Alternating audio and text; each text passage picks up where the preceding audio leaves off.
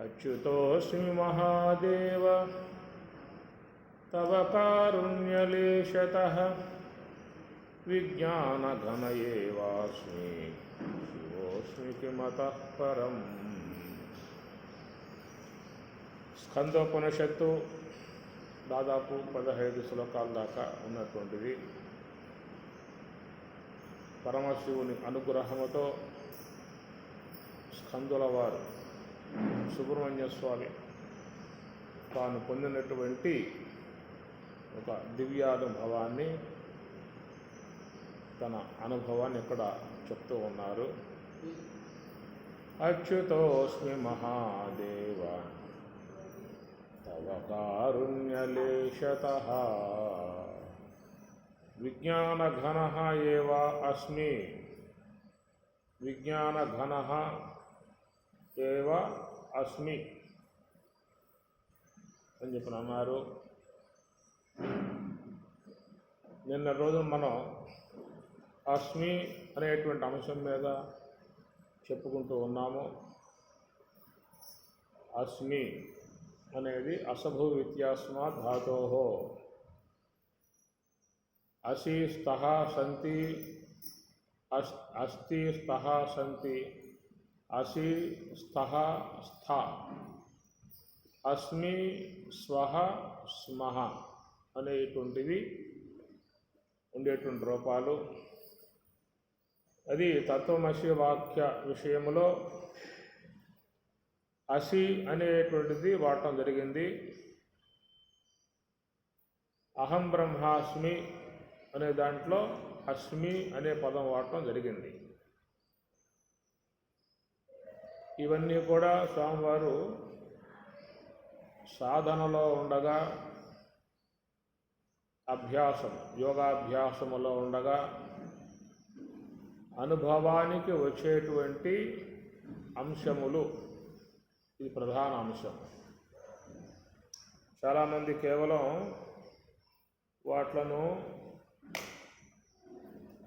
అధ్యయనం మాత్రమే చేసుకుంటూ ఉన్నారు,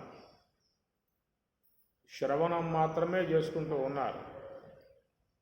తత్వమసి బోధ మాకు అయిపోయింది, అహం బ్రహ్మాస్మి యొక్క స్థాయిలోకి వచ్చేసాము, మీ అహం బ్రహ్మాస్మి అనే విధానంగా మాకంతా కూడా మా గురువు గారి బోధ ద్వారా అందించారు. ఇదే విధానం చూస్తే అచలంలో కూడా అట్లాగే ఉన్నది. మా గురువు గారు ఏమీ కూడా సాధన చేయమని చెప్పలేదు, ఒకవేళ చేసినా కూడా వద్దనే చెబుతూ ఉన్నారు అనే విధానం దాంట్లో ఉంటుంది. దానికి కూడా కందార్థం కూడా ఆధారంగా ఉండాలి. ఏ సాధన నీకెందుకు ఈశానికి పనికి రావు వినుమాయ్య, ఏ సాధన నీకెందుకు అని ఇట్లాగా కందార్థాల్లో ఉన్న అంశం. కాబట్టి నువ్వు ఏ సాధనతో దాన్ని సాధించాల్సిన అవసరం లేదు, వచ్చేది లేదు. గురువే నీకు ఎరుక ఇడిపించి పరిపూర్ణాన్ని పొందింపజేస్తాడు. గురువే ఎరుక ఇడిపించి పరిపూర్ణాన్ని పొందింపజేస్తాడు అనే విధానంలో సాధనల యందు మరిగితే మాత్రం రామాక, సాధనలలో అపేక్ష ఉంటే మాత్రం రామాక. చేసుకో, మీ ఇంటికాడ ఉండి చేసుకో. గురువే ఇడిపిస్తాడు ఎరుకను, పరిపూర్ణాన్ని పొందింపజేస్తాడు అన్న విశ్వాసం నీకుంటే రా, మా యొక్క మార్గంలోకి వచ్చి. ఏది సులభం? సాధనలు చేయాలి, సాధన చేసి నువ్వు నీ యొక్క దివ్యానుభవం నువ్వు పొందాలి అనేటువంటి యొక్క విధానం సౌలభ్యంగా ఉంటుందా? మేమే చేసి పెడతాంరా, నీకు వండి పెడతాం, ఆరగిస్తాం, చేసి పెడతాం అని చెప్పని అంటే అది సులభంగా ఉంటుందా? ఇది ఉన్నటువంటి పరిస్థితి.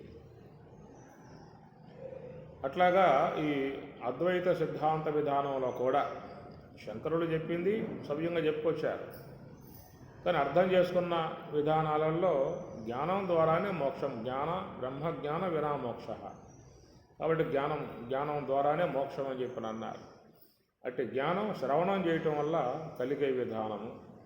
నేను స్థూల దేహం కాదు, సూక్ష్మదేహం కాదు, కారణదేహం కాదు, ఈ విధంగా త్రివిధావస్థలు జీవత్రయము మొత్తం కూడా అతీతమై ఉన్నటువంటి స్వరూపమే నా యొక్క స్వరూపం అని చెప్పేసి అని బోధ ద్వారా తెలుసుకున్నప్పుడు ఓహో ఆత్మయే నేను, ఆ బ్రహ్మమే నేను అనేటువంటి ఒక ఆ భావ సంబంధమై ఉన్నటువంటి అవగాహన ఏర్పడి అహం బ్రహ్మాస్మి మహావాక్యాన్ని పట్టుకుని నేను బ్రహ్మమునై ఉన్నాను అంతే. దాని ద్వారా జ్ఞానం అనేటువంటిది, మోక్షం అనేటువంటిది వచ్చేసిందనేటువంటి ఒక మాట. ఇట్లా తత్వమసి మహాబోధ అనేటువంటిది జహద లక్షణ, అజహద లక్షణ, భాగత్యాగ లక్షణాల ద్వారా దాన్ని ఆ విధంగా బోధించడం చేత, అనగా వాచ్యార్థాన్ని తొలగించి లక్ష్యార్థాన్ని తీసుకోవడం. తొంపద వాచ్యార్థం, తొంపద లక్ష్యార్థం. అట్లా తత్పద వాచ్యార్థం, తత్పద లక్ష్యార్థం.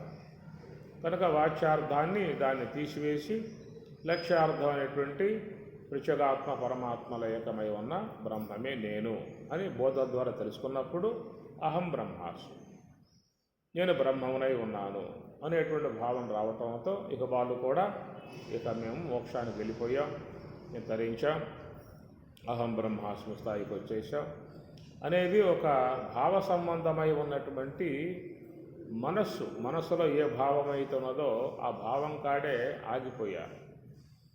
ఇక ముందుకు పోవటానికి గల మార్గం లేదు. ఇక వాళ్ళు చెప్పింది లేదుగా, నీకు వచ్చేసిందాయా, నీకు అహం బ్రహ్మాస్మి అనే భావన వచ్చేసింది, ఇంకా నీ సాధనలు అనేటువంటి ఏవి కూడా అవసరం లేదు అని. మరి ఆ సాధన అనేటువంటిది కూడా తప్పు. ఎందుకంటే సాధనల వల్ల అది పొందబడేది కాదు, అది జ్ఞానం ద్వారా తెలియబడేది తప్ప సాధనల వల్ల అది పొందబడేది కాదు. ఏమి ఒకవేళ అప్రాప్తమై ఉన్న వస్తువు అయితే ప్రాప్తింపజేసుకోవచ్చు. అది ప్రాప్తమైనటువంటి యొక్క వస్తువే, అదే నీవై ఉన్నావు, అదే నీవై ఉన్నటువంటిది అదే నేనై ఉన్నాననే విషయం తెలుసుకుంటే చాలు. కాబట్టి ఈ ప్రకారంగా ఈ తత్వమస్యాది మహావాక్యాలన్నీ కూడా శ్రవణ మాత్రముగా బోధన మాత్రముగానే పరిమితం చేసి మరి ఆ ప్రకారంగా మరి మేము జ్ఞానులమయ్యాము, మేము ధరించాము, మోక్షాన్ని పొందాము అన్నటువంటి అంశాల కాడ ఉన్నది. కాబట్టి ప్రకారంగా చూసినట్లయితే స్వామివారు చెప్పే విషయాలన్నీ కూడా అవాంతర వాక్యాలు, మహావాక్యములు రెండు రకాలు. అవాంతర వాక్యాల వల్ల పరోక్ష జ్ఞానం అనేది ఏర్పడుతుంది, మహావాక్యముల వల్ల అపరోక్ష జ్ఞానం అనేది ఏర్పడుతుంది. అవాంతర వాక్యములు అని చెప్పనంటే మరి ఆ భగవంతుడు ఉన్నాడు, అంతటా ఉన్నాడు, సచ్చిదానందమై ఉన్నాడు అనే ప్రకారంగా జీవుని గురించి, ఈశ్వరుని గురించి, బ్రహ్మముని గురించి ఇట్లా అనేక అంశాల గురించి ప్రబోధించేటువంటి యొక్క అంశాలన్నీ చేరి అవాంతర వాక్యాలుగా చెప్పేటువంటి మాట. అవాంతర వాక్యములు కాకుండా మహావాక్యములు అనబడేటువంటివి కూడా చెప్పటం శాస్త్రంలో జరిగింది. ఉపనిషత్తుల్లో వచ్చే అంశాలు ఇవన్నీ కూడా. ఈ ప్రకారంగా బోధనా విధానములో మీకు అవాంతర వాక్యములే కొనసాగుతాయి. మహావాక్యముల సంబంధ విషయాన్ని కూడా మనం శ్రవణ మాత్రముగా అధ్యయనం చేసినప్పటికీ కూడా వాటిని సాధన ద్వారా అనుభవానికి తెచ్చుకోవాల్సిన అంశం ఉంటుంది. అందువల్ల అవి కేవలం అనుభవ సంబంధమై ఉన్నటువంటి వాక్యములను మహావాక్యములు, ఆ వాక్యాలని మహావాక్యములు అని చెప్పని అంటారు. అవి కేవలం అనుభవానికి వచ్చేటువంటి అంశము. ఆ ఏమిట అనుభవము అంటే నివృత్తి మార్గం యొక్క సంబంధ అంశం. అది ప్రవృత్తి మార్గ సంబంధ అంశములు అవాంతర వాక్యాలు, నివృత్తి మార్గ సంబంధ అంశములు మహావాక్యము. అది రెండున్నాయిక మార్గాలు. ప్రవృత్తించ నివృత్తించ కార్యాకార్యే భయాభయే బంధం మోక్షం క్షయా వేత్తి బుద్ధి సా పార్థ సాత్వికి భగవద్గీత చెప్పిన మాట. ప్రవృత్తించ నివృత్తించ అన్నారు. మరి మనకి ఉన్నది యొక్క మార్గం ప్రవృత్తి ఒకటేనా, నివృత్తి కూడా ఉన్నదా? ఏమండి, ప్రవృత్తి అనేదే కరెక్ట్ తప్ప నివృత్తి అనేది లేదు అనాల్సి వస్తుందా, అనవచ్చా? ప్రవృత్తి మార్గం, దాని ప్రవృత్తించ బంధం, నివృత్తించ మోక్షం అని 18వ అధ్యాయంలో వచ్చే అంశం. ప్రవృత్తించ బంధం, నివృత్తించ మోక్షం. బుద్ధిస్స పార్థ సాత్వికి. పార్థ, ఈ విషయాన్ని చక్కగా తెలుసుకోవాలని చెప్పన్నట్లయితే సాత్వికి బుద్ధి సాత్వికి. ఎవరి యొక్క బుద్ధి సాత్వికమై ఉంటుందో, సాత్వికమై ఉన్నటువంటి బుద్ధి గలవారు మాత్రమే ఆ విషయాన్ని పూర్ణంగా గ్రహించుకునే అవకాశం ఏర్పడుతుందనే మాట పరమాత్మ 18వ అధ్యాయంలో ప్రవృత్తి నివృత్తి 2 పదాలు వాడటం జరిగింది. కాబట్టి ఏంటంటే ప్రవృత్తి అని చెప్పనంటే ఇంద్రియ సంబంధమై ఉన్న వ్యాపారాన్ని ప్రవృత్తి అన్నారు.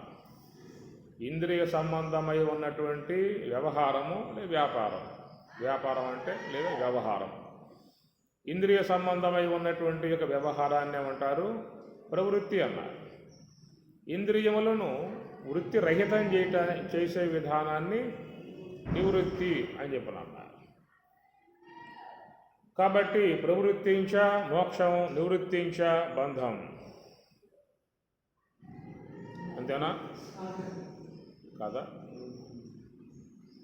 చాలామంది అనలేదు. ప్రవృత్తించ మోక్షం, నివృత్తించ బంధం.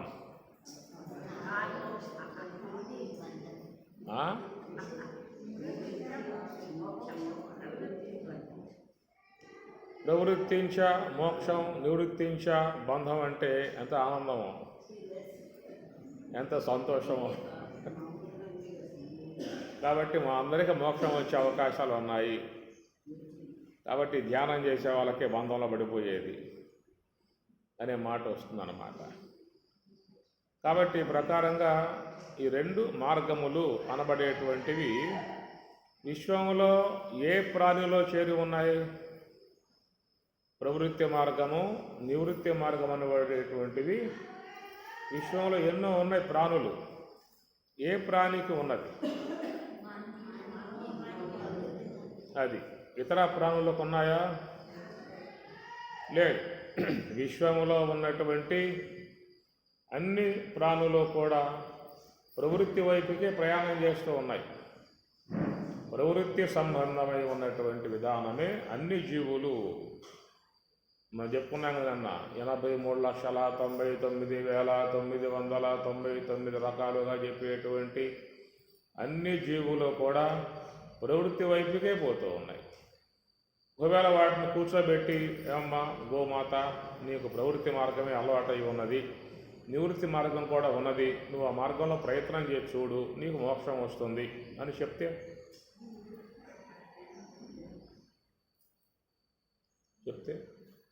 లేదా మీ ఇంట్లో శునకాలు ఉంటాయి, కూర్చోబెట్టి శునకాన్ని, ఓ శునకరాజమా, నీ ప్రవృత్తి మార్గమే తప్ప నివృత్తి మార్గం తెలియదు, నువ్వు నివృత్తి మార్గం మాలాగా ధ్యానం చేసి పోయినట్లయితే నీకు ఇక్కడే మోక్షం వచ్చే అవకాశం ఉంది, అలా శునకంగా పుట్టే అవకాశం నీకు ఉండలేక శునకం జన్మ సార్థకమవుతుంది అని చెప్తే ఏమన్నా దానికి వచ్చే అవకాశాలు ఏమైనా ఉన్నాయా? ఇప్పుడు చెప్పి చూసారా? చూడండి, ఇంటికి పోయిన తర్వాత మీ ఇంట్లోనే ఉంటాయి కనుక వాటిని ఆ విధంగా వాటికి కూడా పద్మాసనం వేసి చిన్న ముద్ర వేయించి 2 కళ్ళు ముకులింపజేసి, దానికి శ్వాస ఉందిగా, శ్వాస ఉందా లేదా? ఉంది కదా, దాన్ని గమనిస్తూ ఉండు అని గనక చెప్పినట్లయితే ఏమన్నా వచ్చే అవకాశాలు ఉన్నాయా? కాబట్టి ఇతర ప్రాణుల విషయం ప్రవృత్తే. నివృత్తి ఏమన్నా వచ్చే అవకాశం ట్రై చేయండి. ఎన్నో ఉన్నాయి జీవులు మీ దగ్గర. పశువులు ఉన్నాయి, గర్ధబాలు ఉన్నాయి, శునకాలు ఉన్నాయి, కుక్కుటాలు ఉన్నాయి, అనేక క్షేమలు, దోమలు, అనేక జీవులు ఉన్నటువంటి యొక్క విధానం. కాబట్టి అన్ని జీవులకి ఉన్నటువంటిది ఏంటంటే ఒక ప్రవృత్తి మార్గము తప్ప నివృత్తి మార్గం అలవాటు చేసే అవకాశం ఏమన్నా ఉందా అని చెప్పని చూసినట్లయితే కూడా చాలా ప్రయాసతో చేరి ఉన్న అంశమే. వీళ్ళు నువ్వు చెప్పగా శునకరాజానికి ఎప్పటికైనా వస్తుందా అనేటువంటి యొక్క ఆశతో ప్రయాణం చేయగా ఏదో సాధ్యం అవుతుంది అని చూడండి. కనుక నీ ద్వారా అది మోక్షాన్ని పొందినటువంటి దానం అయితే ఆ పుణ్యం నీకు వస్తుంది కదా. నేను ఇన్ని జీవులకు నివృత్తి మార్గాన్ని బోధించాను. అవన్నీ ఆ మార్గం అనుసరిస్తూ ఉన్నాయి. గార్ధవాలు కానీ, శునకాలు కానీ, గోవులు కానీ, పశువులు కానీ అన్నింటినో మార్చగలిగాను. ఈ గురువులు కేవలం మానవుల్నే మార్చారు. అది గొప్పతనమా? గ్రేట్. గురువుల కంటే గురువునాం గురువు.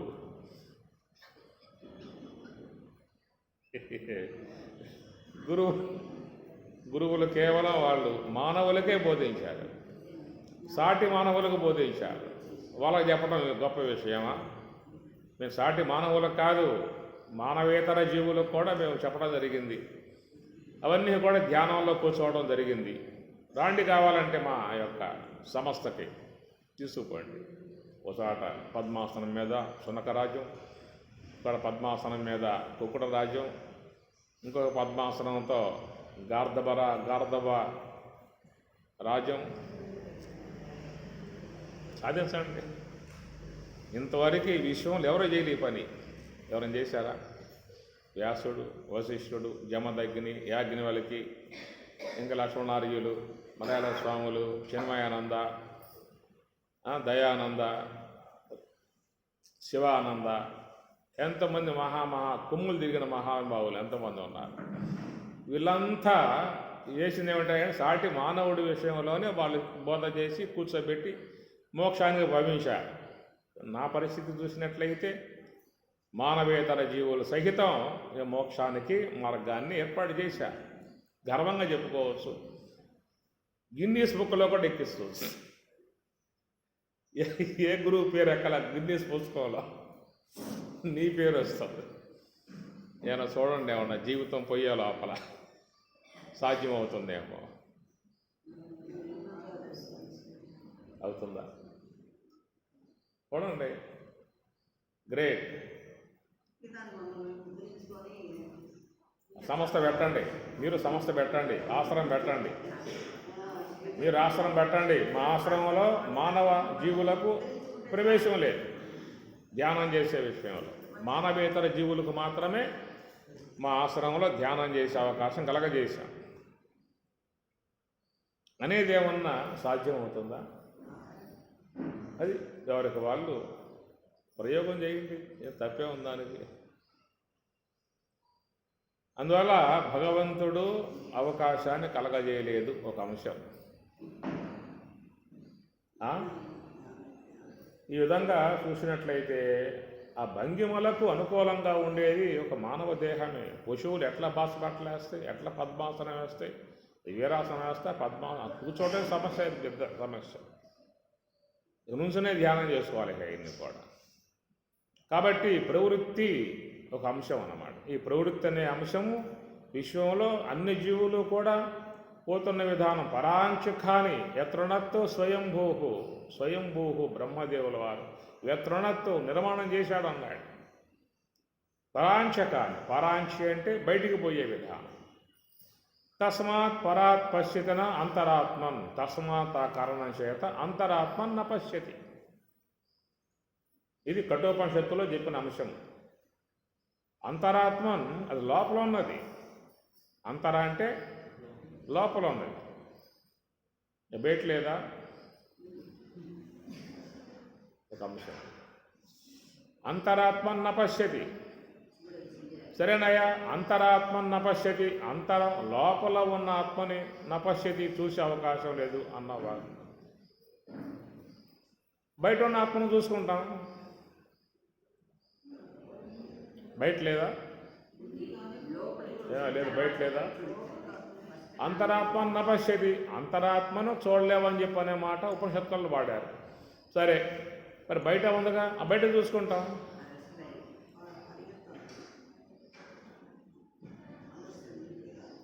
బయట ఉన్నా అంతరమే, లోపల ఉన్నా అంతరమే. అది గమనించాలి. బయట ఉన్నా అంతరమే, లోపల ఉన్నా అంతరమే. బయట లోపల అనేటువంటిది మన యొక్క దేహోపాధిని బట్టి చెప్తున్న మాట. దేహం యొక్క భావం మనకున్నది కాబట్టి ఈ దేహ భావాన్ని బట్టి చెప్పే మాట బయట అంతర అనే మాట. వాస్తవికంగా చూస్తే మరి ఆ చేతన స్వరూపము అంతర లోపలే, బయట అన్న లోపలే, లోపల అన్న లోపలే. ఎట్లా అంతరం అని చెప్పానంటే మరి ఆ దాని మీద 8 పొరలు వ్యాపకమై ఉన్నాయి. భూమి, ఆపహ, అనలహ, వాయు, కం, మనః, బుద్ధి ఏవచ అహంకార ఇతీయమ్మే భిన్న ప్రకృతికి అష్టదా. 8 విధములైనటువంటి యొక్క ఆవరణాలు పైన ఉన్నాయి. భూమి, జలము, అగ్ని, వాయువు, ఆకాశం, అహంకార తత్వం, మహత్తత్వం, అవ్యక్త తత్వం ఉన్నాయిగా. బయట అనబడే అంశములు ఇవి ఉన్నాయి ఇక్కడ. కనుక బయట గుర్తిస్తా అని చెప్పి అన్నట్లయితే ఈ బయట అనేటువంటి దానికి అష్టావరణలు ఏవైతే ఉన్నాయో అవి తొలగించుకుని నువ్వు ఆడదాకా పోవాల్సి ఉంటుంది. భూమిని తీసేయాలి, జలం తీసేయాలి, అగ్ని తీసేయాలి, వాయువు తీసేయాలి, ఆకాశం తీసేయాలి, అహంకార తత్వం, మహత్తత్వం, అవ్యక్త తత్వం తెలిగిస్తారా? అర్థమవుతున్నాయా? కాబట్టి అంతరాత్మన్న పశ్యతి అనేది కొన్నాడు అక్కడ అని చెప్పానంటే ఇటు లోనికి పోయినా ఎక్కడ మీకు అష్ట ఆవరణాలు అక్కడ ఉన్నాయి. భూ సంబంధం ఘ్రాణేంద్రియం, జల సంబంధం జఠ్వేంద్రియం, అగ్ని సంబంధం నేత్రేంద్రియం, వాయు సంబంధం త్వగేంద్రియం, ఆకాశ సంబంధం శ్రోత్రేంద్రియం, అహంకార తత్వ సంబంధం మనస్సు, మహత్తత్వ సంబంధం బుద్ధి, అవ్యక్త తత్వ సంబంధం అహంకారం. ఇవి అష్టవిధములుగా ఉన్నటువంటి లోన చేరి ఉన్న ఆవరణాలు, బయట చేరి ఉన్న ఆవరణాలు. కాబట్టి ఈ ప్రకారంగా బయట అనేటువంటి దానికి లోపల అనే దానికి 2 వైపులా కూడా ఆవరణాలు ఉన్నాయి. అందుచేత ఆవరణములు తొలగింపజేసుకుందే నువ్వు స్వరూపము యొక్క అనుభవాన్ని పొందే అవకాశం ఉంది. అందువల్ల మహాత్ములందరూ కూడా ఈ బయట ఉన్న ఆవరణాలను తొలగింపజేసే ప్రయత్నంలో పూనుకున్నారా, లోన ఉన్నటువంటి యొక్క ఆవరణాలు తొలగింపజేసే విధానంలో వాళ్ళు ప్రయత్నం చేశారా? ఏం చేశారు? అందరూ ధ్యానం చేసిన వాళ్ళేగా. లక్ష్మణార్యులు ధ్యానం ద్వారా, మలయాళ స్వాములు ధ్యానం ద్వారా, ఇట్లా మన మహాత్ములుగా చెప్పుకునే అందరూ కూడా తాపసికులు, తపస్సు ఆచరించేటువంటి తాపసికులు. తపస్సు ఆచరించని వాళ్ళు తామసికులు. తామసికులు రెండే, తాపసికులు తామసికులు. కనుక తపస్సు ద్వారానే పరమాత్మ గీతలో బహవః జ్ఞాన తపసా పూతామద్భావం ఆగతాః. బహవః అనేక మంది జ్ఞాన తపస్సు ద్వారానే మద్భావం ఆగతాః. పరమాత్మ అన్నాడు జ్ఞాన తపస, అది తపస్సు. ఆ తపస్సు అన్నా ధ్యానము అన్నా యోగం అన్నా పదాలు వేరు తప్ప ప్రక్రియ మాత్రం ఒకటే. అంటే మనస్సుని నివృత్తి మార్గం వైపు ప్రయాణం చేయటం. సర్వ సంకల్ప సన్యాసి యోగా ఆరూఢః, గీతారాధ్యాయం. సర్వ సంకల్ప సన్యాసి, సమస్త సంకల్పాలను విడిచిపెట్టు అన్నాడు. అప్పుడే నీకు యోగా ఆరూఢః. ఆరూఢః అంటే ఎక్కటం ఆరంభం అవుతుంది. ఎక్కటం అని చెప్పానంటే ఏ యొక్క అష్ట ఆవరణములుగా చెప్పామో అనగా వ్యష్టి జీవుని ఎందున్నటువంటివి అష్ట ఆవరణాలు, సమిష్టి ఈశ్వరుని ఎందున్నటువంటి అష్ట ఆవరణాలు. అది ఈశ్వరుని యొక్క సన్నిధిలో చేరి ఉన్న అష్టావరణాలు, జీవునిలో చేరి ఉన్నటువంటి అష్టావరణాలు. కాబట్టి ఈశ్వరునిలో చేరి ఉన్న అష్టావరణాలను తొలగించి శుద్ధ బ్రహ్మం పరమాత్మను పొందాలా, లేదా జీవునిలో ఉన్నటువంటి అష్టావరణాలు తొలగింపజేసి ప్రత్యేకాత్మ యొక్క స్వరూపాన్ని పొందాలా? మీకు ఆ శ్లోకంలో కూడా మంత్రంలో కూడా పరాంచిఖాని వ్యతృణత్వ స్వయంభూ తస్మాత్ పరాత్ పశ్యతిన అంతరాత్మన్ కశ్చిద్ధీర ప్రత్యేగాత్మానం ఐచ్ఛతు అన్నాడు. కశ్చిద్ధీర పరమాత్మానం ఐచ్ఛతు అనాలి కదా. ప్రత్యేగాత్మానం ఐక్షత్ ఈక్షత్ ఈక్ష దర్శనే. అట్టివాడు ప్రత్యేగాత్మానం తన యొక్క స్వరూపాన్ని ఈక్షత్ దర్శించే ఉద్దేశం గలవాడై ఆవృత చక్షు ఆవృత బయటికి పోయేటువంటి యొక్క చక్షురాది ఇంద్రియాలని వాట్లను లేకుండా చేస్తూ ఉన్నాడు. అంటే ఇది వ్యష్టి రూపముగా పోతున్నటువంటి యొక్క అంశం అన్నమాట. జీవుని యందు చేరి ఉన్నటువంటి అష్టావరణాలు, ఈశ్వరుని యందు చేరి ఉన్నటువంటి అష్టావరణాలు. ఒకవేళ అట్టి ఈశ్వరుడే తన యొక్క స్వరూప భావన పొందాలనే ఉద్దేశం ఉన్నట్లయితే ఆయన ఆవరణాలని ఆయన తొలగింపజేసుకోవాలి. ఒకవేళ జీవుడు తన యొక్క జీవత్వం తొలగింపజేసుకుని ప్రత్యేగాత్మగా ఉన్నటువంటి ఆ స్వరూప భావన పొందాలని అపేక్ష ఉన్నటువంటి వాడు వీడు తన యందు ఉన్నటువంటి అష్టావరణాలను వీడు తొలగింపజేసుకోవాలి. కాబట్టి మంత్రంలో మీకు పరమాత్మానం ఐక్షతు అనే పదం వాడలే అక్కడ. ప్రత్యేగాత్మానం ఐక్షతు అనగా నీలో ఉన్న చేతనాన్ని ప్రత్యేగాత్మ అన్నారు. పరమాత్మలో ఉన్న చేతనాన్ని, ఈశ్వరులో ఉన్న చేతనాన్ని పరమాత్మ అన్నారు. అందుచేత మరి ఈశ్వరుడు తనకున్నటువంటి యొక్క ఆవరణాలు అక్కడ ఉన్నాయి. అది సమిష్టి సంబంధ ఆవరణాలు. ఇవి వ్యష్టి సంబంధ ఆవరణాలుగా ఉన్నటువంటివి. కాబట్టి ఇవి ప్రత్యేగాత్మ స్వరూపానుభవాన్ని పొందేటువంటి యొక్క ఉద్దేశం ఉన్నటువంటి వారికేమో ఆవరణములు అనబడతాయి. లోక వ్యవహారం చేసుకునేటువంటి యొక్క ఉద్దేశం ఉన్నటువంటి వారికి ఉపకరణములుగా ఉన్నాయి. ఏ యొక్క జీవుడైతే లోక వ్యవహారం చేసుకోవాల్సి ఉన్నదో ఈ లోక వ్యవహారం చేసుకునే విధానంగా ఉన్నటువంటి వారికి అవి ఎట్లా ఉన్నట్టు ఉపకరణాలు. నేత్రం వాడుకుని దృశ్యాన్ని చూస్తావు, శ్రోత్రం వాడి శ్రోత్రం ద్వారా శబ్దాన్ని వింటావు, గ్రాణం ద్వారా గంధాన్ని ఆస్వాదిస్తావు, జిహ్వేంద్రియం ద్వారా రసాలను గుర్తిస్తావు. ఇట్లాగా ఈ బయట ఉన్నటువంటి ప్రకృతి పరమై ఉన్నటువంటి యొక్క విషయాలని ఆస్వాదించే విధానముగా ఉన్నటువంటి వారికి ఇవి ఉపకరణాలు. అవి లేకపోతే నీకు సాధ్యం కాదు. శ్రోత్రం లేకుండా శబ్దాన్ని వినలేవు, నేత్రం లేకుండా దృశ్యాన్ని చూడలేవు, జిహ్వ లేకుండా రసాన్ని గుర్తించలేవు. కనుక ఈ విధముగా ప్రకృతిని ఆస్వాదించేటువంటి యొక్క ఉద్దేశం ఉన్నటువంటి వారికి ఇవి ఉపకరణాలుగా ఉన్నాయన్నమాట. అవి వాడుకుంటూ ఉన్నాం, అందరం వాడుకుంటూ ఉన్నాం, వ్యవహారం చేసుకుంటూ ఉన్నాం. ఒకవేళ వాడికి ఏమన్నా కొంచెం అస్వస్థత ఏర్పడ్డా కూడా చికిత్స చేసి కూడా బలోపేతంగా చేసి కూడా వాడుకుంటూ ఉన్నాం. ఇది వ్యవహారమును సిద్ధింపజేసుకోవటానికై ఉన్నటువంటి యొక్క అంశము. వ్యవహారమును ప్రకృతి సంబంధమై ఉన్నటువంటి యొక్క అంశాలని పొందటానికి, వ్యవహారమును సిద్ధింపజేసుకోవడానికై ఉన్నటువంటి యొక్క అంశములో ప్రతి ప్రాణి, ప్రతి జీవి కూడా ఇంద్రియాలను ఉపకరణములుగా చేసుకుని వాడుకుంటూ ఉన్నాయి. ఈ విధంగా ఉన్నటువంటి యొక్క వాళ్ళల్లో ఎంతమందిలో స్వరూప భావాన్ని పొందే ఉద్దేశం ఉన్నది?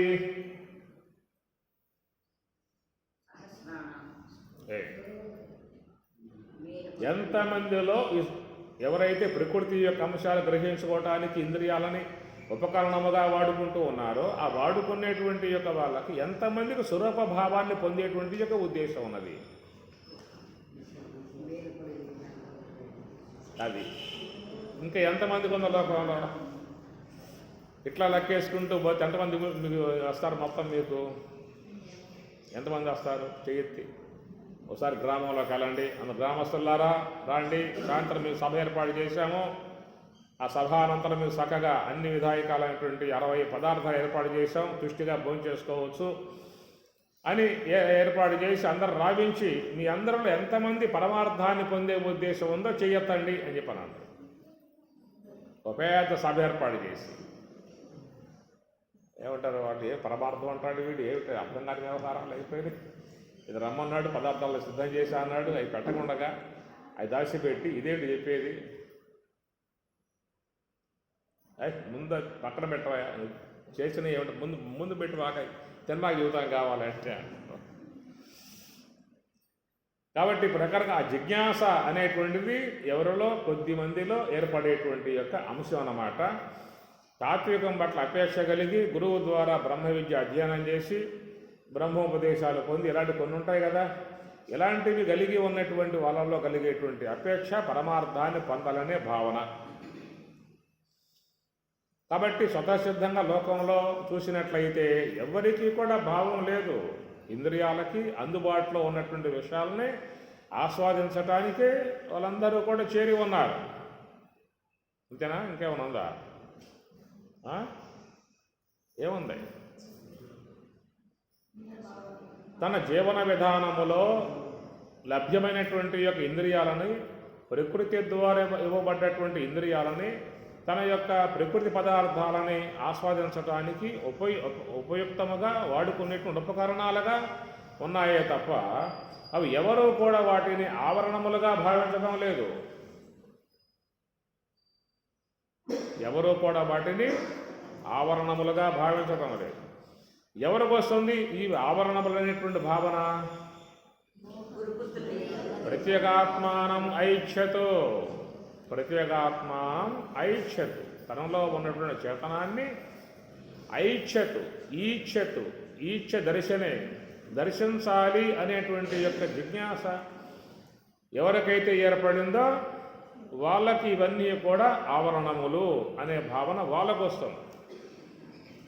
కాబట్టి ఆవృత్త చక్షు అమృతత్వం ఇచ్చన్.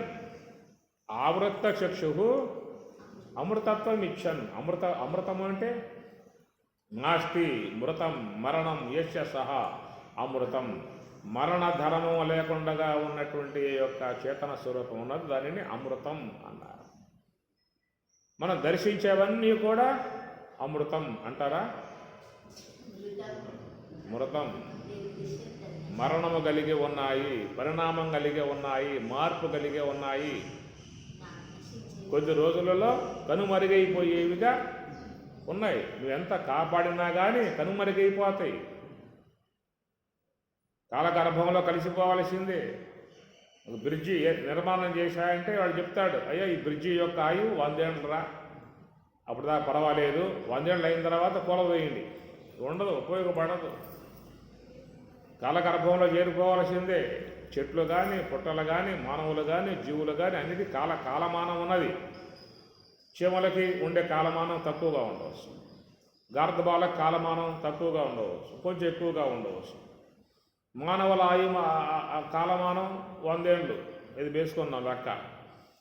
ఇంకా అంతకంటే ఇంకా కొన్ని జీవులు ఉన్నాయి, కాలమానం ఎక్కువ ఉంటాయి. ఏదైనా పరిణామంలో మొత్తం కాలగర్భంలో చేరిపోవాల్సిన విధానమే అన్నమాట. కాబట్టి ప్రకారంగా అనుక్షణం మార్పు చెంది కాలంలో కలిసిపోయేటువంటివన్నీ కూడా మృతములు. నాస్తి మృతం మరణం యశసహ అమృతం. కాబట్టి అమృతత్వం ఇచ్చన్ అన్నాడు కఠోపనిషత్తులో. అమృతత్వం ఇచ్చన్, అమృత ప్రాప్తిని పొందేటువంటి యొక్క ఇచ్చ ఉన్నటువంటి వాడు ఆవృత్త చక్షు, అనగా ఈ బయటికి పోయేటువంటి ఇంద్రియాలని లోనికి మరలించు అనే మాట వాడతాడు. ఎందుకంటే వాడు ఇంద్రియాలని ఆవరణములుగా భావించాడు.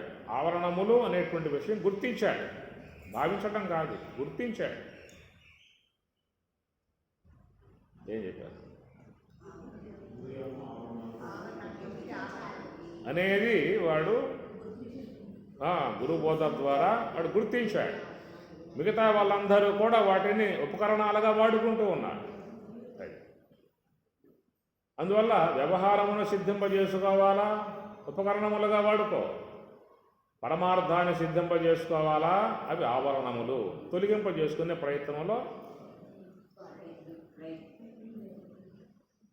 ఇదే ఆ మంత్రంలో వచ్చే పరాంచి ఖాని. ఖమ్ అంటే ఇంద్రియం, ఖాని ఇంద్రియాలు. పరాంచి అంటే బయటికి పోయేదా.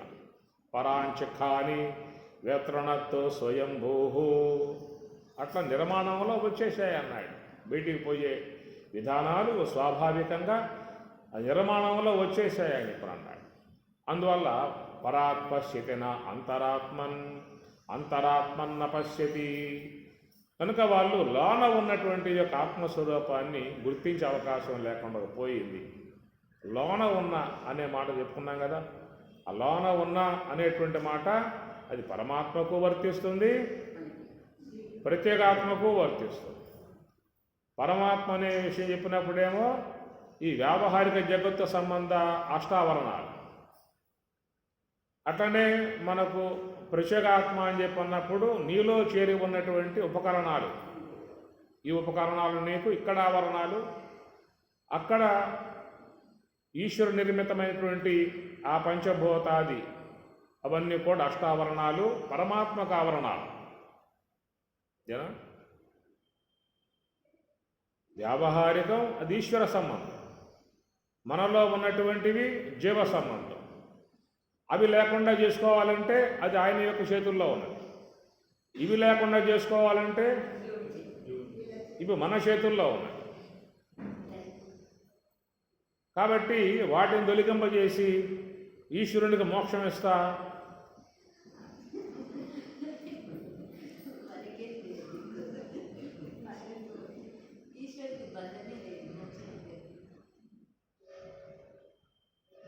ఈశ్వరుడు ఏమంటాడు, ఒరే నీ పని నువ్వు చూసుకో, నన్ను ఉద్ధరించాను నువ్వు రావాల్సిన అవసరం లేదు, నిన్ను ఉద్ధరింపజేసుకో. కాబట్టి అంతర్ ఆత్మ అన్నప్పుడు అంతర్ పరమాత్మ కూడా వస్తుంది అర్థం అక్కడ. అంతర్ ఆత్మ అన్నప్పుడు అంతర్ పరమాత్మ అన్నప్పుడు ఇటు పరమాత్మ అంటే అంతటా వ్యాపకమైన స్వరూపం. కాబట్టి ఆ పరమాత్మ యందు ఉన్నటువంటి ఆవరణాలు భూమి, జలము, అగ్ని, వాయువు, ఆకాశం, అహంకారతత్వం, మహత్తత్వం, అవ్యక్తతత్వం అనబడేటువంటివి అష్టావరణాలు. అటు పరమాత్మ విషయంలో, ఇటు ప్రత్యేగాత్మ విషయంలో అష్టావరణాలు గ్రాణము, జిహ్వ, నేత్రము, త్వక్కు, శ్రోత్రము, మనస్సు, బుద్ధి, అహంకారము అనేటువంటివి ఇక్కడ. వీటిని తొలగింపజేసుకోవడం అనేటువంటి ఒక మాట. కాబట్టి అందువల్ల ప్రవృత్తి నివృత్తి అనేటువంటి రెండు అంశాలు మనకు చెప్పడం జరిగింది. కాబట్టి ప్రవృత్తి వల్లే మోక్షం అనే మాటగా వాడినట్లయితే ఇక మనకి ఎలాంటి ఇబ్బంది లేకుండా మనం అందరం కూడా ధైర్యంగా ఉండవచ్చు. ఈ సమస్యలు లేవు, సాధనా క్యాంపులు లేవు, మీ ఇల్లు వదిలిపెట్టి ఇక్కడ రావాల్సిన అవసరం లేదు. ప్రవృత్తి మోక్షం. కాబట్టి నువ్వు వినేటువంటి బోధ కానీ, నువ్వు చెప్పేటువంటి తత్వమసి అని కానీ, అహం బ్రహ్మాస్మి అని కానీ మొత్తం ప్రవృత్తి అంశంలో చేరి ఉన్నటువంటివే, ఇంద్రియాల పరిధిలో చేరి ఉన్నాయి. నువ్వు అనుకునేవన్నీ కూడా ఇంద్రియ పరిధిలో చేరి ఉన్నాయి. అనుకుంటే మోక్షమా, అనుకోకుండా ఉంటే మోక్షమా?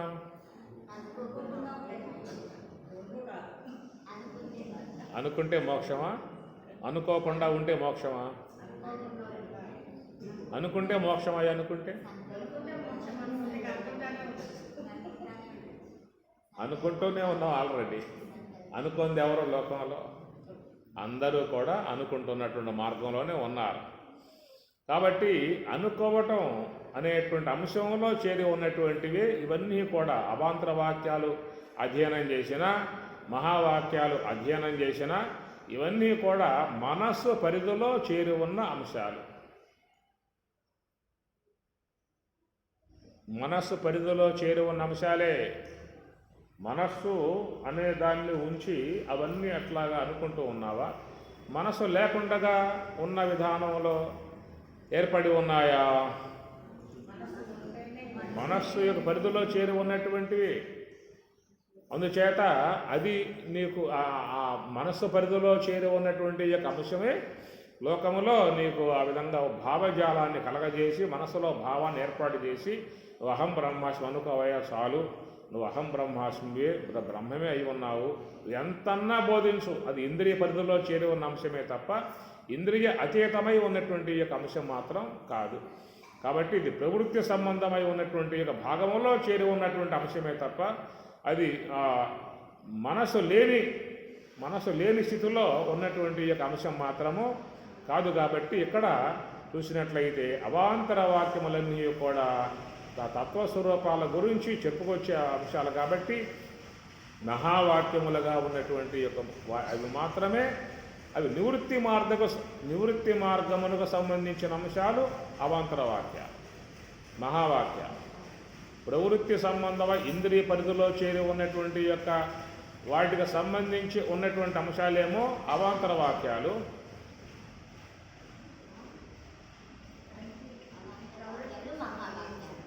ప్రవృత్తికి సంబంధించిన అంశంలో చేరి ఉన్నటువంటివన్నీ కూడా అవాంతర వాక్యాలు. రెండవది నివృత్తి మార్గం అని చెప్పి అన్నారు. కాబట్టి ప్రవృత్తి మార్గమే కాదు, నివృత్తి మార్గం ఉన్నారు కాబట్టి. అంటే ఇంద్రియ వ్యాపారం పూర్తిగా ఉపశమించే స్థితి. నివృత్తి మార్గము అని చెప్పనంటే ఇంద్రియ వ్యాపారం పూర్తిగా ఉపశమించే విధానం కనుక ఇంద్రియ వ్యాపారం ఉపశమించాలని చెప్పనంటే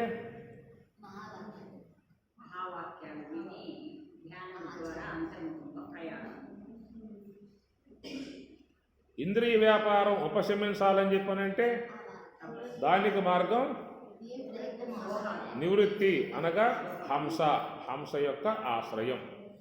ఎందుకు హంస ఆశ్రయము అని చెప్పనంటే మనస్సు అనే దాన్ని గనక ఒక ఆలంబనంగా చేసి గనక సంకల్పరాహిత్యం చేసినట్లయితే మిగతా ఇంద్రియాలన్నీ కూడా ఉపశమిస్తాయి. మనసు లేకుండా పనిచేసేటువంటివి కావు. మనస్సు అనేది కనుక లేకుండగా అవి పనిచేసేటువంటివి కావు. మనస్సు అనేటువంటి దాన్ని ఆసరాగా చేసుకుని శ్రోత్రం పనిచేసినా, నేత్రం పనిచేసినా, గ్రాణం పనిచేసినా అన్ని ఇంద్రియాలు కూడా మనస్సు యొక్క పరిధిలో పనిచేసేటువంటి యొక్క అంశాలు కాబట్టి ఒక్క మనస్సుని అరికట్టావు అని చెప్పనంటే అవన్నీ కూడా జడమై పడిపోతాయి. కనుక ఆ మనసును అరికట్టాలని చెప్పినట్లయితే ఒక ఆలంబనం కావాలి. ఏమిటి ఆలంబనము అని చెప్పనంటే శ్వాస గమనము అని. శ్వాస గమనం అనేటువంటిది ఒక ఆలంబనము. ఆ ఆలంబనం ద్వారా ఏమవుతుందంటే మనస్సు తన యొక్క వృత్తి పూర్తిగా ఆపేసుకుంటుంది. ఏ సంకల్పములు చేస్తూ ఉన్నదో, ఇంద్రియాలతో సంబంధం బట్టి విషయాలను ఆస్వాదిస్తూ ఉన్నదో, లేదా అజ్ఞానంతో సంబంధం బట్టి నిద్రలో ఉపక్రమిస్తుందో, ఈ మూడు కూడా అక్కడ ఉండవే కాదు. ఎందుకంటే ఒక ఆలంబనంలో ఉన్నప్పుడు మిగతావి చేసే అవకాశాలు లేవు. మనస్సు ఒకటే చేస్తుంది తప్ప అనేకం చేయలేదు. అందువల్ల శ్వాస గమనికలో ఉన్నప్పుడు అక్కడేమవుతుందంటే మనస్సు అనేటువంటిది నివృత్తి అంటే అక్కడ విషయ సంబంధము లేదు, ఆలోచన సంబంధము లేదు, నిద్రా సంబంధము లేదు. ఇంద్రియ సంబంధం ఉంటేనేమో అది మళ్ళా విషయాలు అయిపోతాయి. ఆలోచన మనస్సంబంధమై అది వాసన సంబంధమై ఉంటేనేమో ఆలోచనలు అయిపోతాయి. అజ్ఞాన సంబంధమై ఉంటే నిద్ర అనే అంశం వచ్చేస్తుంది. ఇంద్రియ సంబంధం ఉంటే విషయాలు, వాసన సంబంధం ఉంటే ఆలోచనలు, అజ్ఞాన సంబంధం ఉంటే నిద్ర. ఈ మూడేక ప్రధానంగా మనస్సులో చేరే అంశాలు. ఇవే మూడే. ఆలోచనలన్నా చేస్తాడు, ఇంద్రియాలతో విషయాలన్నా వింటాడు, అజ్ఞానం ద్వారా నిద్రలో కన్నా వెళతాడు. ఇది మూడు చేస్తున్న పని అన్నమాట. కనుక ఈ మూడింటి యొక్క మార్గాన్ని ప్రవృత్తే. ఇంద్రియాలతో సంబంధపడి విషయాలను వింటూ ఉన్న ప్రవృత్తే, సంస్కారాలతో సంబంధపడి ఆలోచనలు చేస్తూ ఉన్న ప్రవృత్తే, అజ్ఞానంతో సంబంధపడి నిద్రలోకి ఉపక్రమించిన అది ప్రవృత్తి. కాబట్టి ప్రవృత్తించ మోక్షం.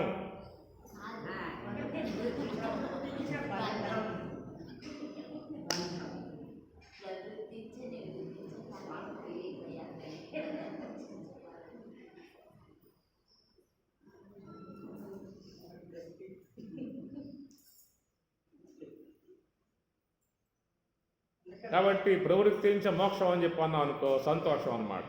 అవి మాకు మూడు ఉన్నాయి మార్గాలు.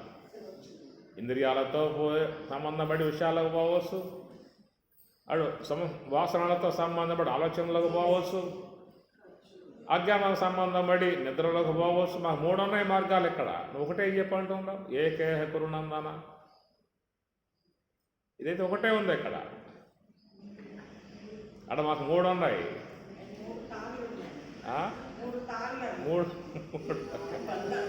మూడు ఉన్నాయి అక్కడ మాకు.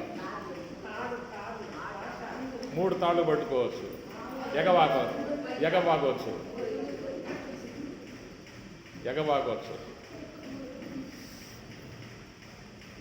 అందుచేత ఈ మూడింటితో దేంతో ఉన్నా కానీ ప్రవృత్తే. ఇంద్రియాలతో సంబంధం బట్టి విషయాలను ఆస్వాదిస్తున్న దాన్ని కూడా ఏమంటారు? ప్రవృత్తే. వాసనలతో సంబంధం బట్టి ఆలోచనలు చేసే విధానం ఉన్నా కానీ అది ప్రవృత్తే. అజ్ఞానంతో సంబంధం నిద్ర అనే దాంట్లోకి పోయినా అది ప్రవృత్తే. శ్వాసతో సంబంధపడి లోనకు పోయినా అది ప్రవృత్తే.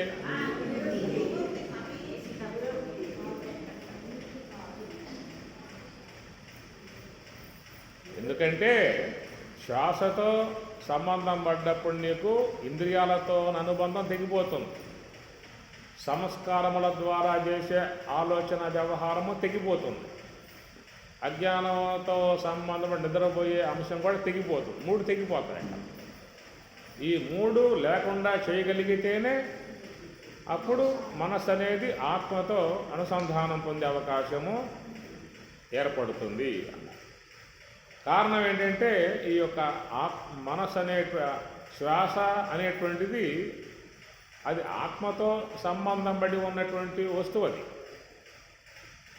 ఇంద్రియాలు ఏ ప్రకారంగా విషయాలతో సంబంధం పడి ఉన్నాయో, ఎట్లా సంస్కారములు ఆలోచనలతో సంబంధం పడి ఉన్నాయో, ఎట్లా అజ్ఞానం నిద్రతో సంబంధం పడి ఉన్నదో, అట్లా శ్వాస అనేది ఆత్మతో అనుసంధానం కలిగి ఉన్న వస్తువు. అది అనుసంధానం ఆత్మకి శ్వాసకి ఉందన్నమాట. కాబట్టి ఇది ఆత్మతో ముడిపడి ఉన్న వస్తువు కాబట్టే అది అహర్నిశలు ఉనికి కలిగే ఉన్నది. మెలకువతో ఉన్నా, నిద్రపోతూ ఉన్నా, ఎరుకుతో ఉన్నా, ఎరుకు లేకపోయినా ఎట్లా నుండుగాక నీకే సంబంధం లేదు. ఎందుకంటే ఇది ఆత్మతో అనుసంధానం కలిగి ఉన్నది కాబట్టి నీ ప్రారంభం ఉన్నంత కాలం అది సంచారం అనేటువంటిది ఆగకుండగా జరిగేటువంటి యొక్క విధానమే. విషయములు అనేటువంటి వాటితో సంబంధం ఉండే సమయం ఉన్నది, లేకుండా ఉండే సమయం ఉన్నది. ఆలోచనలతో ఉండేటువంటి విధానం ఉండే సంబంధం ఉన్నది, లేని సంబంధం ఉన్నది. నిద్ర అనేటువంటి దాంతో సంబంధం ఉన్నది, సంబంధం లేకుండా ఉన్నది. కానీ ఆత్మతో అనుసంధానం ఉన్నటువంటి యొక్క శ్వాస అది ఆడటం అనేది ఉన్నది, ఆడకుండా ఉండటం అనేది ఉన్నది.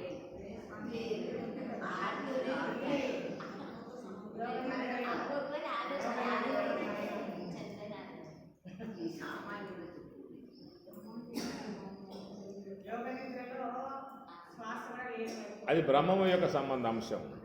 అంతవరకు బ్రహ్మము యందుంటే అప్పుడు అది ఆగటం వల్ల నీకు బ్రహ్మము యొక్క అనుభవం కలిగే అవకాశం.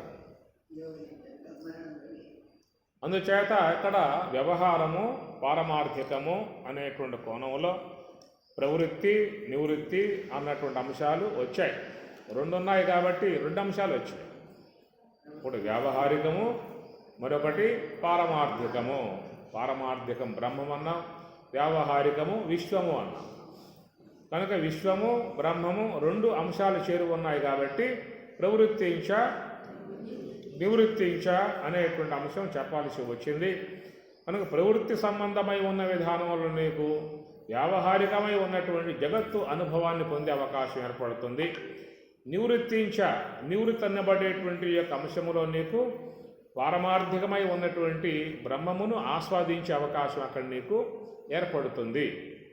కనుక ఈ 2 మార్గములు అనేటువంటివి మరి మానవుని యందు నెలకొని ఉన్నటువంటి యొక్క అంశాలు.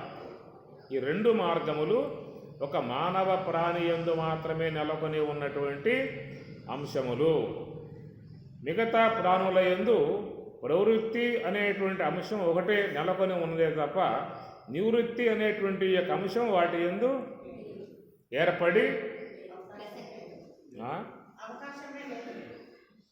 లేదు. అందువల్ల మనకి 2 మార్గముల అంశము చెప్పడం జరిగింది. ఆ 2 మార్గాలలో కూడా పోగలిగేటువంటి యొక్క అవకాశం ఒక మానవుని యందు మాత్రమే చేరి ఉన్నటువంటి యొక్క అంశము. మిగతా జీవులలో చూసినట్లయితే ఒక ప్రవృత్తి అంశము తప్ప వాటికి నివృత్తి అనేటువంటి యొక్క అంశం వాటి యందు లేదు. కనుక మోక్షార్హత వాటికి లేదనేటువంటి యొక్క భావన. అందుచేతే మానవునికి ఇలాంటి యొక్క సదుపాయం ఉన్నది కాబట్టి ఈశ్వరుడు కూడా తన యొక్క వేదవాంగ్మయాన్ని ప్రసాదించాడు. ఉపనిషత్తులు ప్రసాదించిన వారంటే వేదమంతా ఈశ్వర ప్రోక్తము.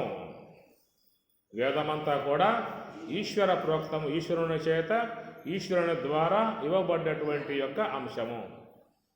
ఒకవేళ మహర్షులు ద్రష్టలు ఉపనిషత్తులకు అని చెప్పినా కానీ ఆ మహర్షుల నుంచి, బ్రహ్మవేత్త జ్ఞానుల నుంచి కూడా వెలువడింది కూడా ఈశ్వరవాణే. ఎందుకంటే వారు శ్వాస మీద నిఘా పెట్టి నివృత్తి మార్గంలో పయనించి యోగ సమాధిని పొంది ఆ యోగ సమాధిలో ఈశ్వర దర్శనం అయింది కాబట్టి, ఆ ఈశ్వరుని యొక్క అనుగ్రహానికి వాళ్ళు పాత్రులు అయ్యారు కాబట్టి అక్కడి నుంచి జాలువారినటువంటి యొక్క అంశాన్ని కూడా ఈశ్వర ప్రోక్తము. లక్ష్మణార్యులు తాను సాధన ద్వారా నివృత్తి మార్గం పయనించి జీవత్వం తొలగింపజేసుకుని శుద్ధ సాత్వికమై ఉన్నటువంటి యొక్క ఈశ్వరత్వాన్ని పొందగలిగారు కాబట్టే ఇంత వాంగ్మయాన్ని ఆయన మనకి అందించగలిగారు. కనుక ఇవన్నీ కూడా ఈశ్వర ప్రోక్తమే. ఈశ్వరుడై బోధించాడా, జీవుడుగా ఉండి బోధించాడా? ఉన్నప్పుడు ఈశ్వర ప్రోక్తము. ఏదైనా ఒక అంశం రావాలని చెప్పన్నప్పటికీ కూడా అక్కడ ఊరే బావి, కూరే బావి రెండు ఉంటాయి. ఊరే ట్యాంకు, ఊరే బావి. ఇప్పుడు పైన బోర ట్యాంక్ ఉందనుకోండి, మోటార్ వేసి పై పట్టేసేసారు, నిండా మొత్తం ఖాళీ అయిపోయింది, మళ్ళీ కూరుకోవాలి. ఇది దానికి ఉన్న అంశం. అదే ఊరే బావి అయితే ఎన్నన్నా తోడుకో వస్తానే ఉంటాయి. కాబట్టి ఆ ప్రకారముగా ఎవరైతే ధ్యానము ద్వారా ఈశ్వరాంశమును పెంపొందింపజేసుకుంటారో, ఈశ్వరాంశమును పెంపొందింపజేసుకున్నటువంటి వాడికి ప్రత్యేకంగా ఏముండదు, అది వస్తూ ఉంటుంది. అది ఈశ్వరాంశ విధానం లేకుండా గనక జీవాత్మంగా ఉన్నటువంటి వాడైతే ఎత్తుక్కోవాలి, చూసుకోవాలి, కొన్ని నోట్ చేసుకోవాలి కాగితాల మీద. అయిపోయినాయి అంటే మళ్ళీ ఎత్తుక్కోవాల్సి ఉండదు. చాలామంది వస్తూ ఉంటారు, స్వామి ఉపనయనం చెబుతూ ఉంటారు, రావాయా అని చెప్పడం కూర్చోబెడతాం. వాడు ముందే కొన్ని రాసుకొసుకుంటాడు. అరగంట టైం రా చెప్పరా అంటాం. చెప్పడం ఆరంభం చేశాడు, అయిపోయినాయి. పావుగంట అయ్యింది, అయిపోయినాయి. బావగా చూస్తూ ఉంటాడు. కానీ ఇంకా టైం ఉందని, లేదంటే మధ్యాహ్నం చెబుతావా, మిగతా పావుగంట మధ్యాహ్నం చెబుతాను, అప్పుడేమంటాడు. అది ఊరే స్థితి, కూరే స్థితి. లక్ష్మణార్యులది కారణం ఈశ్వరాంశ. ధ్యానము ద్వారా ఈశ్వరాంశలోకి ప్రవేశించినట్లయితే అక్కడి నుంచి వచ్చే ధార వేరు.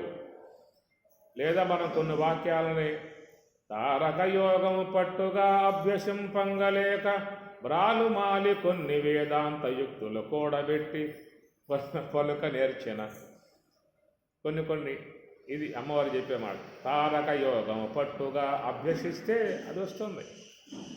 తారక యోగము తెలియక నేరక వేదాంత వాక్య నికురంభముచే వాదించుతు జడు వారికి మోక్షంబు గలదే వాయుకుమార. తారక యోగము తెలియక కనుక అది పట్టుకోవాలి. నివృత్తి మార్గం పట్టుకుంటే ఈశ్వరుడు. నివృత్తి మార్గం ఈశ్వరుడు, ప్రవృత్తి మార్గం ఈశ్వరుడు.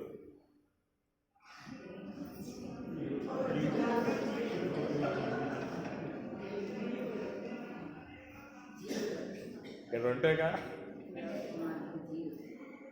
అది ప్రవృత్తి మార్గం జీవుడు, నివృత్తి మార్గం ఈశ్వరుడు. కనుక శుద్ధ బ్రహ్మమును పొందింపజేసేటువంటి వాడు జీవుడు.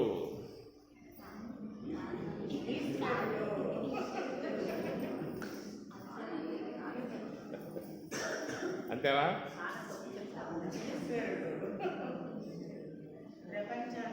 శుద్ధ బ్రహ్మమును పొందింపజేయగలిగే సామర్థ్యం ఉన్నటువంటి వాడు జీవుడు ఒక్కడే.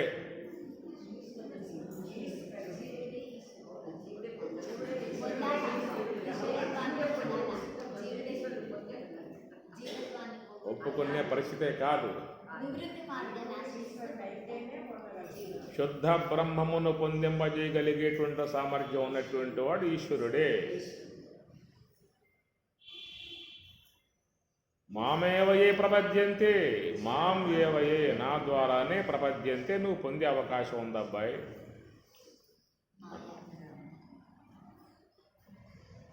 కనుక అట్టి ఆ ఈశ్వరత్వం అనబడేటువంటిది అది హంస యొక్క సూత్రములో చేరి ఉన్నటువంటి విధానం. కనుక హంస యొక్క సూత్రములో చేరి ఉన్న విధానం ఈశ్వరత్వం. ఇంద్రియములలో చేరి ఉన్నటువంటి యొక్క విధానం జీవత్వం. జీవత్వాన్ని పెంపొందింపజేసుకోవాలంటే సోహాన్ని ఆశ్రయించాలి.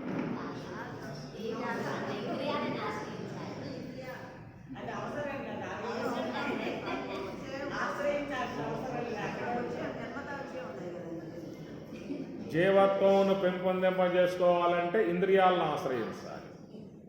ఈశ్వరత్వమును పెంపొందింపజేసుకోవాలంటే హంసను ఆశ్రయించాలి. ఈశ్వరత్వమును పెంపొందింపజేసుకోవాలంటే హంసను ఆశ్రయించాలి అని ఎందుకన్నాం? ఆ హంస అనేది ఆయన చేతిలో ఉంది కాబట్టి, హంస అనేది ఆయన చేతిలో ఉన్నది కాబట్టి అది. కాబట్టి ప్రకారముగా హంస అది పరమేశ్వరుని యొక్క అధీనములో ఉన్నది. ఆయన ఆడిస్తూ ఉండటం వల్ల ఆడుతూ ఉన్నది. హంస అనేది జీవుడు ఆడిస్తూ ఉండటం వల్ల ఆడుతూ ఉన్నది.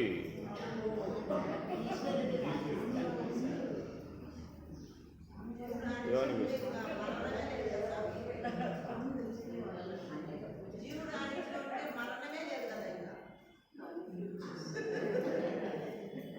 కాబట్టి ప్రకారంగా ఈశ్వరుడు ఆడించబట్టే హంస అనేది ఆడుతూ ఉన్నది. కాబట్టి ఆయన అధీనములో ఉండి సంచారం కలిగి ఉన్నటువంటి హంస కాబట్టి, అదే స్వామివారు కూడా ఒక గ్రంథంలో అందరూ ఈ శ్వాసని దేహమును బతికించుకోవటానికి వరకే వాడుకుంటూ ఉన్నారు.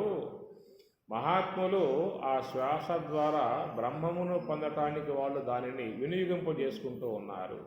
అక్కడ ఉంది కదా పుస్తకంలో. పశువు లాంటి ఈ దేహమును బతికింపజేసుకోవడం వరకే హంసను వినియోగింపజేసుకుంటూ ఉన్నారు. మహాత్ములు బ్రహ్మప్రాప్తిని పొందింపజేసుకోవటానికై ఆ హంసను వినియోగింపజేసుకుంటూ ఉన్నారు. ఈ విధంగా మరి ఆ శ్వాస యొక్క ఆశ్రయంలో ఉండటాన్నేమో నివృత్తి మార్గము అనబడేటువంటిది, ఇంద్రియాల పరిధిలో ఉండి చేసే ప్రయాణమేమో ప్రవృత్తి యొక్క సంబంధమై ఉన్నటువంటిది.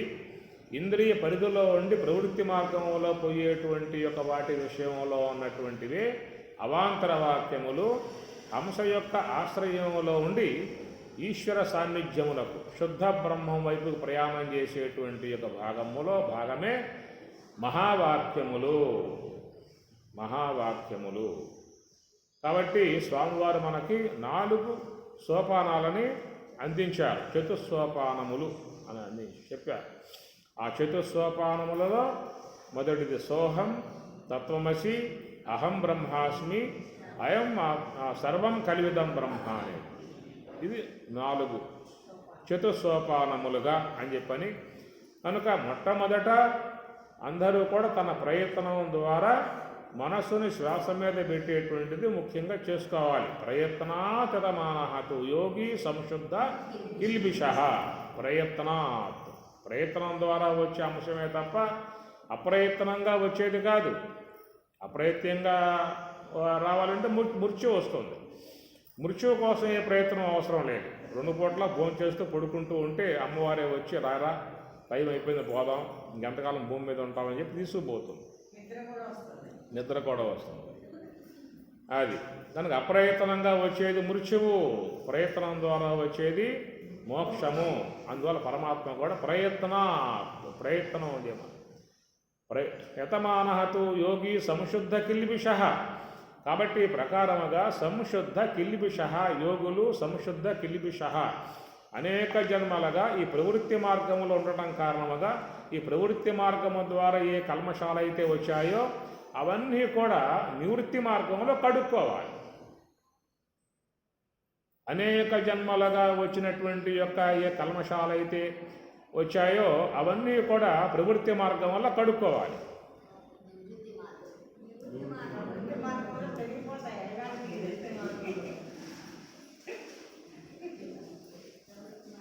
అనేక జన్మలుగా ప్రాప్తించినటువంటి కల్మషాలు ఎవరైనా కడిగేటువంటి సదుపాయాలు ఏమైనా ఉన్నాయో కూడా చూసుకోవచ్చు. నేను ధ్యానం చేయలేకపోతున్నానండి, నిశ్చలంగా ఉండలేకపోతా ఉన్నాను, నడువు నొప్పి, కాలు నొప్పి, మోకాలు చెప్పులు మక్కలని చెప్పి అంటూ ఉన్నారు, 4 లక్షలు కావాల్సి ఉన్నది, కూర్చోలేకపోతా ఉన్నాను. ఎవరైనా అనేక జన్మలుగా వచ్చిన కల్మషాలని కడిగేటువంటి యొక్క కంపెనీ ఏదన్నా ఉందా?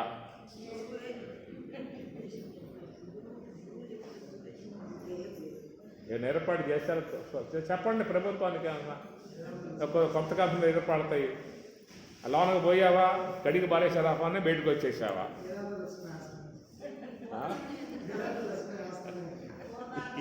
ఈ కంపెనీ స్వరాజ్య కంపెనీలో కడుక్కోవాలి. అనేక జన్మలుగా ప్రాప్తించి ఉన్నటువంటి యొక్క ఏ కల్మషాలైతే ఉన్నాయో ఆ కల్మషములు కడిగి వేసేటువంటి విధానం ఒక అంశ యొక్క సూత్రమే.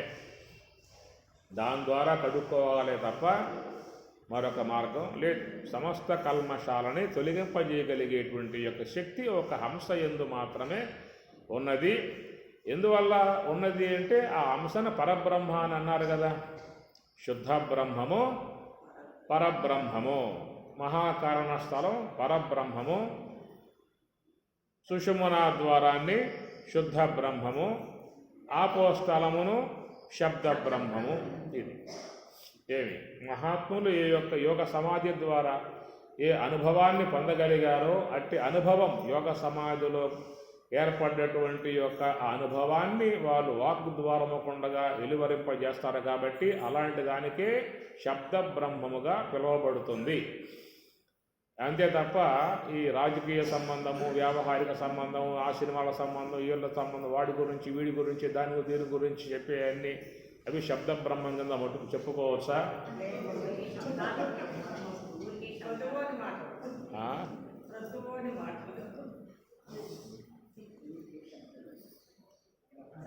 అవన్నీ కూడా సంకల్పాలు, అనాత్మ సంబంధ అంశాలే తప్ప శబ్ద బ్రహ్మము అని చెప్పంటే బ్రహ్మం అనే పదం వాడాం కాబట్టి అది బ్రాహ్మీ సంబంధమై ఉన్నటువంటి యొక్క అనుభవముతో చేరి ఉన్నటువంటి అంశములుగా జాలుబారేటువంటి యొక్క వాట్లను మాత్రమే మనం శబ్ద బ్రహ్మము. కాబట్టి గీతలో కూడా పరమాత్మ ఏమన్నాడు, శబ్ద బ్రహ్మని నిష్ణాత పరం బ్రహ్మాది గచ్చతి అని మాట్లాడతారు. శబ్ద బ్రహ్మని నిష్ణాత అంటే గురుదేవులు, లక్ష్మణార్యులు అండ్ అన్నయ్య తీర్థులు, శాస్త్రి స్వామివారు, ఇత్యాది మహాత్ముల యొక్క వాగ్ద్వారము నుంచి వాగ్జరి వెలువడేటువంటి యొక్క అవన్నీ కూడా వేదవాక్యములే శబ్ద బ్రహ్మము అని. అలాంటి యొక్క తాత్విక సంబంధమై, జ్ఞాన సంబంధమై, ఉపనిషత్ సంబంధమై, గీతా సంబంధమై ఉన్నటువంటి యొక్క వాక్యములను చక్కగా సశాస్త్రీయముగా అధ్యయనం చేసినప్పుడు వాటి యొక్క వాక్యముల ద్వారా మనకి చక్కటి ఒక మార్గం ఒకటి ఏర్పడినప్పుడు ఆ మార్గమును అవలంబించినప్పుడు దాని ద్వారాను శుద్ధ బ్రహ్మమును పొందే అవకాశం ఏర్పడుతుంది. శబ్ద బ్రహ్మని నిష్ణాత పరం బ్రహ్మాది గచ్చతి. ఆ పరం బ్రహ్మమును పొందటానికి ఈ యొక్క శబ్ద బ్రహ్మని ఉపకరిస్తుంది. ఏది శబ్ద బ్రహ్మము అని చెప్పనంటే శశాస్త్రీయమై ఉన్నటువంటి యొక్క అంశములు. అది భగవద్గీత, ఉపనిషత్తులు, బ్రహ్మసూత్రములు అన్నీ కూడా సశాస్త్రీయముగా శాస్త్రదృష్టం, గురువాక్యం, తృతీయం, ఆత్మనిశ్చయం అన్నట్లుగా సహేతుకముగా ఉన్నటువంటి యొక్క వాక్యాలు ఏవైతే ఉన్నాయో అలాంటి వాటి ద్వారా మాత్రమే పరం బ్రహ్మం అది గచ్చతి. అది కాకుండా అపమార్గములుగా, అపశబ్దములుగా, అశాస్త్రీయముగా వచ్చేటువంటి యొక్క శబ్దములను ఆశ్రయించే వాళ్ళు లోకంలో చాలామంది కూడా ఉన్నారు. అవిద్యాయాం అంతరే వర్తమానా స్వయం ధీరా పండితం మన్యమానా దంద్రమ్యమానా పర్యంతి మూఢా అంధేనైవ నియమాన యథాందని కూడా కాటకవల్లిలో చెప్పడం జరిగింది.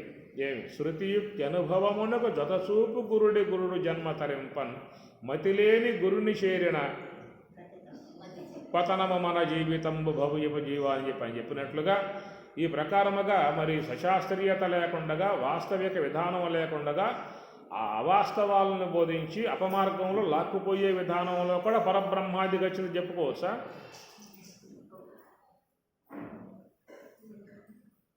దానికేమన్నాడు ఆయన గారు, అంధేనైవ నియమాన యథందాహ స్వయం ధీరాహ పండితం మన్యమానాహ దంద్రమ్యమానాహ పర్యంతి మూఢాహ.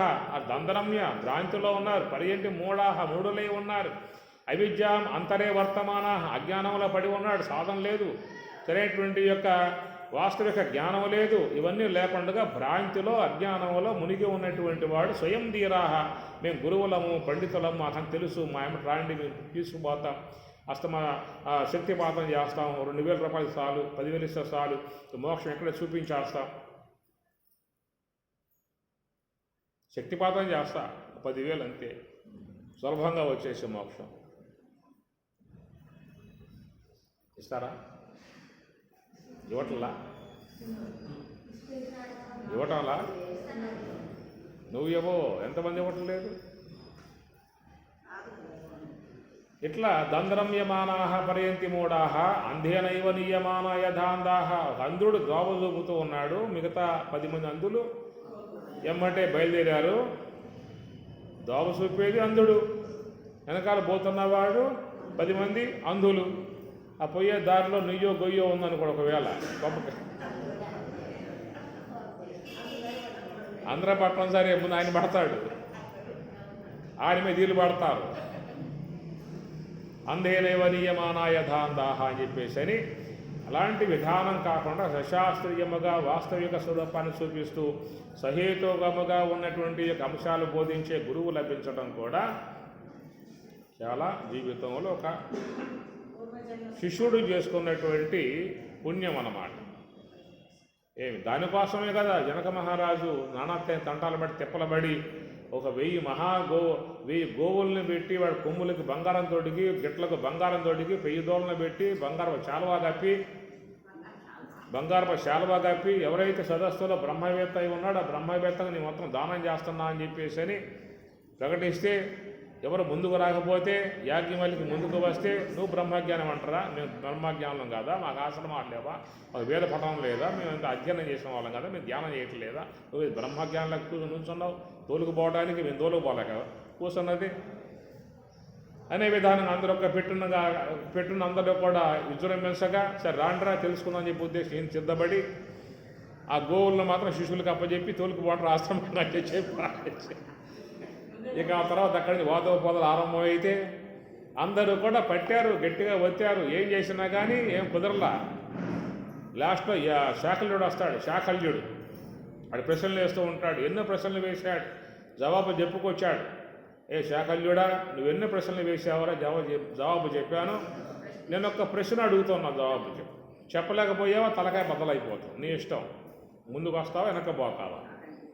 ఒక్క ప్రశ్న వేస్తూ ఉన్నా, జవాబు చెప్పావా పర్వాలా బతికిపోతావు, చెప్పకపోయావా 1000 మొక్కలైపోతుంది శిరస్సు అని చెప్పని అన్నాడు. శాకల్యుడు ముందుకు వచ్చాడు, చెప్తా అని చెప్పని అన్నాడు. అడగమన్నాడు, అడిగాడు, చెప్పలేకపోయాడు, శిరస్సు పగిలిపోయింది. ఆ పని ఆ దెబ్బతో సదస్సంతా ఒక్కసారిగా దండం పెట్టారు. మా తలకాయలేమో అవుతాయి అని చెప్పారు. అప్పుడు అందరూ కూడా బ్రహ్మజ్ఞాని యాజ్ఞవల్కి అని చెప్పని ఒక్క పెట్టున ముక్త కంఠముతో సదస్సంతా కూడా చెప్పినప్పుడు అప్పుడు జనకుడు వచ్చి నువ్వేనా నా గురువు అని చెప్పి అన్నాడు. నువ్వు గట్టిగా పట్టావు, నువ్వు నా గురువు అన్నాడు. సందేహం లేదే. ఎంతమంది నొక్కి ఒత్తి పరీక్షించిన తర్వాత చెప్పిన తర్వాత సందేహించే అవకాశం ఉంటుందా? అలాగా జనకుడు ఆ యొక్క సరైనటువంటి గురువును పట్టుకోవటానికి ఆశ్రయించడానికి అన్ని తిప్పలపడ్డాడు. మరి మీకేం తిప్పలపడ్డాయి? ఏం లేదు సార్, మీరు 1000 గోళ్ళు పెట్టారా? మీరా అన్న కొమ్ములకు బంగారం తొడిగారా? గిట్లకు బంగారం తొడిగారా? పట్టుశాల వేసారా? ఏమి లేదే.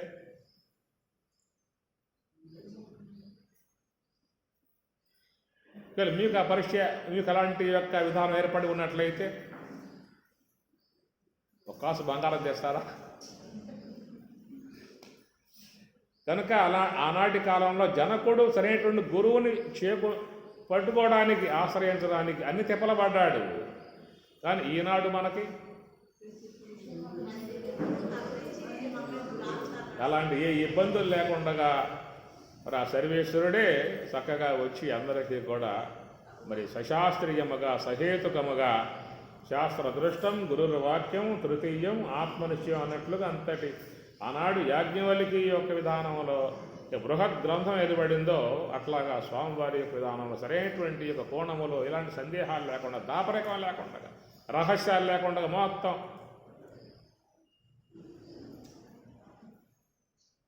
ఎన్ని దాపరికాలు లేవు. రానివ్వరు. ఓ తరిమే కదా సిద్ధైన రానిచ్చారా, ఈడ్చి పారేశారా పని. అలాంటి విధానం లేకుండా అన్ని విషయాలు కూడా కూలంకషంగా మీరు అర్థం చేసుకునేటువంటి ఓపిక శ్రద్ధగా చూసుకునే విషయం తప్ప బాగా విశ్వాసంతో చేసుకునే సాధన అనేటువంటిదన్నీ కూడా నీవు అన్ని మొత్తం అందించేశాడు ఏదైనా శ్రమ లేకుండా. అలాంటి యొక్క సశాస్త్రీయమైనటువంటి యొక్క అంశములుగా బోధించేటువంటి యొక్క వాక్యములనే శబ్ద బ్రహ్మని నిష్ణాత పరం బ్రహ్మాది గచ్చతి. అలాంటి యొక్క సహేతుకములుగా ఉన్నటువంటి శబ్ద బ్రహ్మము కలిగి ఉన్నటువంటి యొక్క అవామయం లభించిన చోట నీకు సోహమ సూత్రం అబ్బుతుంది. కాబట్టి అటు సోహము యొక్క సూత్రము ద్వారా పరం బ్రహ్మాది గచ్చతి. శబ్ద బ్రహ్మము పరబ్రహ్మమును అందించింది. శబ్ద బ్రహ్మము పరబ్రహ్మమును అందించింది. పరం బ్రహ్మం అంటే సోహం కనుక ఈ శబ్ద బ్రహ్మము పరబ్రహ్మమును అందించింది. చాలా చోట్ల అందించటం లేదు, పరబ్రహ్మమును అందించటం లేదు. నువ్వు విన్నావు కదా, అహం బ్రహ్మాస్మి అనుకో సాయలుపో.